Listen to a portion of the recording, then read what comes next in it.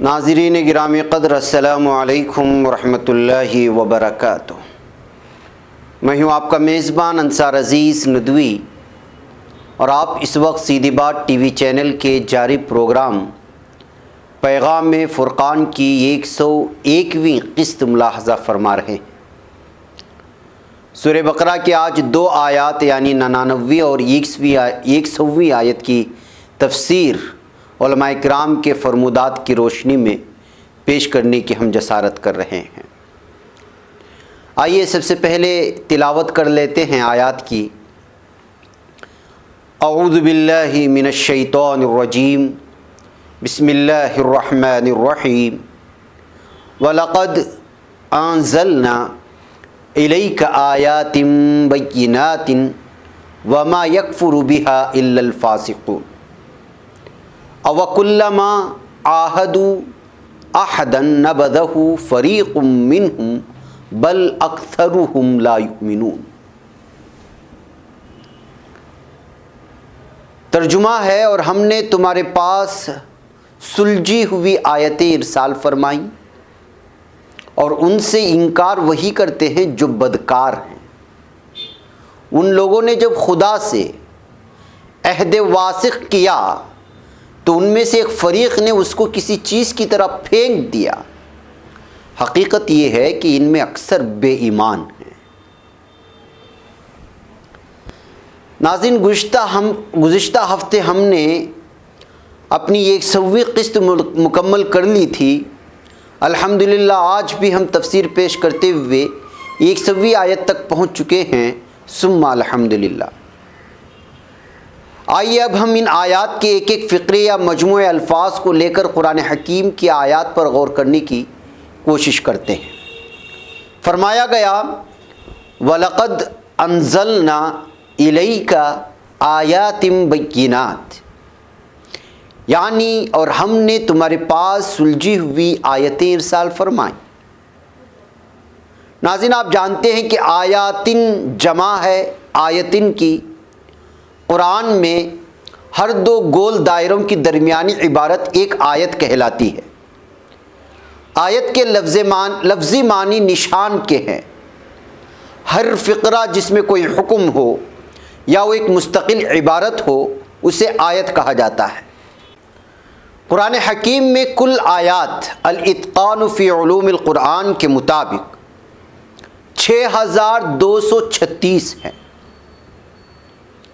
قرآن حکیم کی آیات کے علاوہ انفس و آفاق اور انسان کی جسم و جان میں اللہ تعالیٰ کی قدرت و حکمت کی بے شمار نشانیاں بکھری پڑی، ان سب کو آیات کہا گیا ہے۔ لیل و نہار کی آمد و رفت، کشتیوں اور جہازوں کے سطح آب پر چلنے، بادلوں کے ہواؤں کے دوش پر ادھر ادھر اڑنے، پانی کے برسنے اور مختلف چیزوں کے اگنے کو آیات یعنی اللہ تعالیٰ کی کاریگری کے نشان کہا گیا ہے، جو عقل مندوں کو دعوت فکر دیتی ہے۔ سورہ بقرہ آیت نمبر 164 میں ارشاد باری تعالیٰ ہے ان فی خلق السماوات والارض واختلاف اللیل والنہار والفلک التی تجری فی البحر بما ينفع الناس وما انزل اللہ من السماء من ماء فاحیا به الارض بعد موتها وبث فيها من كل دابة وتصريف الرياح والسحاب المسخر بين السماء والارض لآیات لقوم یعقلون۔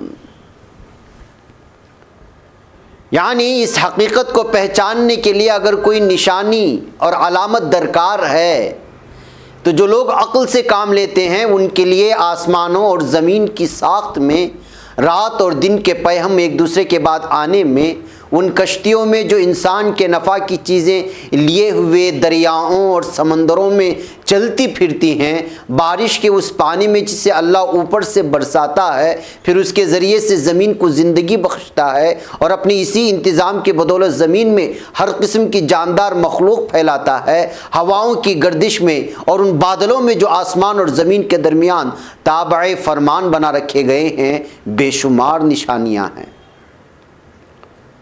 شہد کی مکھی پر غور کیجئے، کس طرح یہ پہاڑوں پر بسیرا کرتی، پھلوں اور پھولوں سے رس چوستی ہے، جس سے ایسا لذیذ، میٹھا اور مصفہ اور صحت بخش مشروب تیار ہوتا ہے کہ اس سے اللہ تعالیٰ کی قدرت عیاں ہوتی ہے۔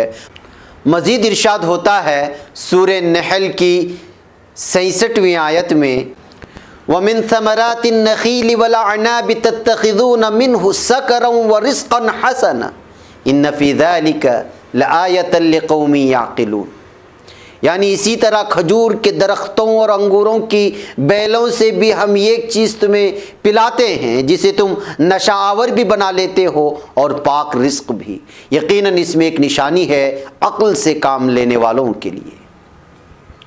زمین کی پیداوار، مختلف اجناس، پھل اور سبزیاں جو انسان کی صحت اور زندگی کا سامان بنتی ہیں، اسی رحمان الرحیم کی نشانیاں ہیں۔ جیسے سورہ شعراء کی آیات نمبر 7 اور 8 میں ارشاد فرمایا گیا، اولم یروا الی الارض کم انبتنا فیہا من کل زوج کریم ان فی ذلک لآیہ وما کان اکثرهم مؤمنین۔ یعنی اور کیا انہوں نے کبھی زمین پر نگاہ نہیں ڈالی کہ ہم نے کتنی کثیر مقدار میں ہر طرح کی عمدہ نباتات اس میں پیدا کی ہیں؟ یقیناً اس میں ایک نشانی ہے، مگر ان میں سے اکثر ماننے والے نہیں۔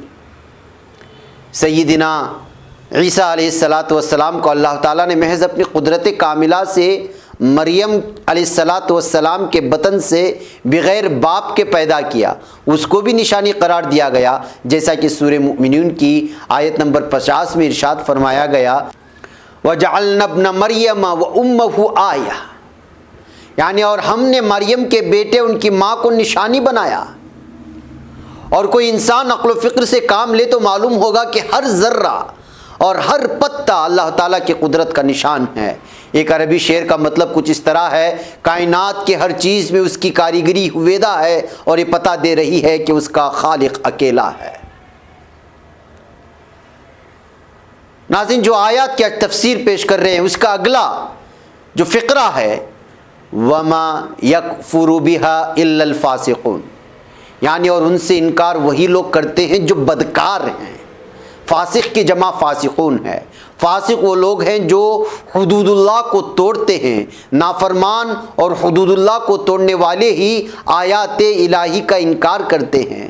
پھر زیر نظر تفسیر آیت میں آگے ارشاد فرمایا گیا، اَوَا كُلَّمَا عَاهَدُوا عَهْدًا نَبَذَهُ فَرِيقٌ مِّنْهُمْ، یعنی ان لوگوں نے جب خدا سے عہد واثق کیا تو ان میں سے ایک فریق نے اس کو کسی چیز کی طرح پھینک دیا، یعنی جب کبھی بھی انہوں نے کوئی عہد کیا، وعدہ کیا، تو ان میں سے کسی نہ کسی گروہ یا جماعت نے اسے توڑ ڈالا یا اس کی خلاف ورزی کی۔ بل اکثرهم لا یؤمنون، یعنی بلکہ حقیقت یہ ہے کہ ان میں اکثر بے ایمان ہیں۔ یعنی ان کے عہد شکنی کا لازمی سبب اس کے سوا کچھ نہیں کہ ان کی اکثریت ایمان نہیں لاتی، اور یہ بد عہدی اسی بے ایمانی کا شاخسانہ ہے۔ حضرت سید قطب رحمۃ اللہ علیہ شہید لکھتے ہیں، اللہ تعالیٰ نے واضح اور صریح آیات نازل فرمائی ہیں، مگر بنی اسرائیل ان کا انکار کر رہے ہیں۔ ان کے انکار کی اصل وجہ کیا ہے؟ پہلی آیت میں اس وجہ کو بے نقاب کیا گیا۔ انکار کی وجہ اللہ تعالیٰ سے ان کی بغاوت اور ان کی کج فطرتی ہے۔ فطرت سلیم کے لیے اس کے سوا کوئی چارہ نہیں کہ وہ ان آیات پر ایمان لائے۔ ہر راست رو اور بے کھوٹ دل مجبور ہوگا کہ وہ ان آیات کو قبول کر لے۔ اگر یہود یا دوسرے لوگ ان واضح آیات کا انکار کرتے ہیں تو اس کی وجہ یہ نہیں ہے کہ آیات ہدایت کے لیے کافی نہیں ہے، یہ آیات یا دلائل سے خالی ہیں، بلکہ اس لیے کہ ان کی فطرت فاسد ہے اور وہ اللہ کے باغی و نافرمان ہیں۔ مولانا عبدالحی فاروقی لکھتے ہیں کہ یہودیوں کی تاریخ غداری، عہد شکنی، نافرمانی اور سرکشی کے واقعات سے بھری پڑی ہے۔ جب کبھی ان کے پاس اللہ کا کوئی رسول نشانیاں لے کر آیا، انہوں نے اس کو جھٹلایا، بلکہ اللہ اور رسول کی اطاعت کرنے کے عہد کر لینے کے بعد بھی اس پر قائم نہ رہے۔ اسی انکار اور نافرمانی کی عادت نے انہیں حضرت محمد مصطفیٰ صلی اللہ علیہ وسلم کی نبوت کے اقرار کرنے سے روکا۔ تفسیر ابن کثیر میں سلیمان علیہ السلام جادوگر نہیں تھے کہ عنوان کے تحت لکھا گیا ہے کہ اے محمد صلی اللہ علیہ وسلم، ہم نے ایسی نشانیاں جو آپ کی نبوت کی صریح دلیل بن سکیں نازل کر دی۔ یہودیوں کی مخصوص معلومات کا ذخیرہ، ان کی کتاب کی پوشیدہ باتیں، ان کی تحریف و تبدیل احکام وغیرہ سب ہم نے اپنی معجزہ نما کتاب قرآن کریم میں بیان کر دیے ہیں، جنہیں سن کر ہر زندہ ضمیر آپ کی نبوت کی تصدیق کرنے پر مجبور ہو جاتا ہے۔ ہاں یہ اور بات ہے کہ یہودیوں کو ان کا حسد و بغض روک دے، ورنہ ہر شخص جان سکتا ہے کہ ایک امی شخص سے ایسا پاکیزہ، خوبیوں والا، حکمتوں والا کلام پیش نہیں کیا جا سکتا۔ حضرت ابن عباس رضی اللہ تعالیٰ عنہ فرماتے ہیں کہ ابن سوریہ قطوبنی نے حضور اکرم صلی اللہ علیہ وسلم سے کہا تھا، آپ بطور نبوت کوئی ایسی چیز نہیں لائے جس سے ہم پہچان لیں، نہ آپ کے پاس کوئی ایسی خاص روشن دلیلیں ہیں جن پر یہ آیت پاک نازل ہوئی۔ اللہ تعالیٰ ان کی عہد شکنی پر فرماتا ہے، یہ تو ان کی عادت ہی ہے کہ عہد کیا اور توڑا، بلکہ ان کی اکثریت تو ایمان سے بالکل خالی ہے۔ نبذہ کے معنی پھینک دینا آتا ہے، چونکہ ان لوگوں نے کتاب اللہ کو اور عہد باری کو اس طرح چھوڑ رکھا تھا گویا پھینک دیا ہو۔ اور دوسری جگہ صاف بیان ہے کہ ان کی کتابوں میں حضور اکرم صلی اللہ علیہ وسلم کا ذکر موجود تھا، ان کو پتہ تھا، ان کو علم تھا۔ جیسے کہ 7ویں سورہ اعراف کی آیت نمبر 157 میں ارشاد فرمایا گیا، یجدونہ مکتوبا عندہم فی التوراۃ والانجیل، یعنی یہ لوگ تورات و انجیل میں حضور صلی اللہ علیہ وسلم کا ذکر موجود پاتے ہیں۔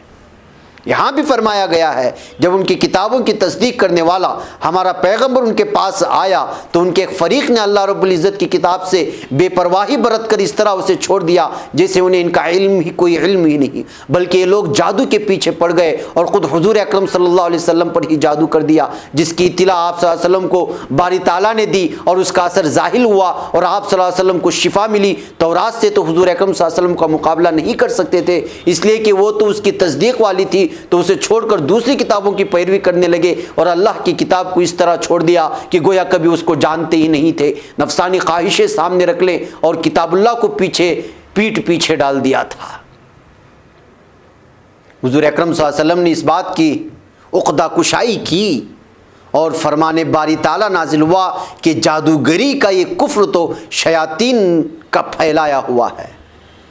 حضرت سلیمان اس سے بری الذمہ ہیں۔ یہودیوں میں مشہور تھا کہ حضرت سلیمان علیہ السلام نبی نہیں تھے بلکہ جادوگر تھے۔ اس بنا پر یہ آیت نازل ہوئی اور اللہ کے سچے نبی صلی اللہ علیہ وسلم نے ایک سچے نبی صلی اللہ علیہ وسلم کی برات کی اور یہودیوں کی اس عقیدے کا ابطال کیا۔ ناظرین گرامی، ان آیات کی حکمت و بصیرت کیا ہے؟ وہ یہ ہے کہ فسق، عہد شکنی کی راہ یہود نے اختیار کی تو وہ ذلیل و خوار ہوئے۔ تو کیا اگر مسلمان اسی راہ پر چلیں گے تو رسوائی سے بچ سکیں گے؟ آج امت مسلمہ کی حالت زار کا سبب کیا یہی فسق نہیں ہے؟ کلمہ طیبہ پڑھنے کے بعد مسلمانوں پر کیا کیا ذمہ داریاں عائد ہو جاتی ہیں جنہیں وہ فراموش کیے ہوئے ہیں۔ کاش کہ وہ آیت قرآنی پر غور و فکر کرتے۔ بہرکیف ناظرین، وقت ہو چلا ہے، مجھے یہاں پر اجازت دیں، اسی طرح آیات کی تفسیر اور اس کی بہت ساری چیزیں آپ لوگوں کے سامنے پیش کرنے کی کوششیں ہوتی رہیں گی۔ السلام علیکم ورحمۃ اللہ وبرکاتہ۔ اللہ